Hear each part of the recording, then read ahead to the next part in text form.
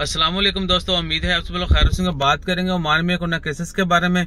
आज 11 अप्रैल 2021 इतवार के दिन ओमान में 3544 कोविड-19 केसेस रिपोर्ट हुए, जबकि 29 डेथ हुई। इन्ना लिल्लाहि व इन्ना इलैहि राजिऊन। ओमान में कोरोना केसेस से वफात पाने वालों की कुल तादाद 1776 हो चुकी है, जबकि कोरोना केसेस की कुल तादाद 1,71,549 है और सेहतयाब होने वालों की कुल तादाद 1,52,784 है। हॉस्पिटल में मरीजों की तादाद में इजाफा हुआ है और 733 मरीज अभी तक हॉस्पिटल में एडमिट हैं, जबकि 229 मरीज अभी तक आईसीयू में हैं और 105 मरीज पिछले 24 घंटों में हॉस्पिटल में एडमिट किए गए हैं। जब केसेस जो है 3544 और 29 डेथ, ये पिछले 3 दिन के केसेस और डेथ की तादाद है।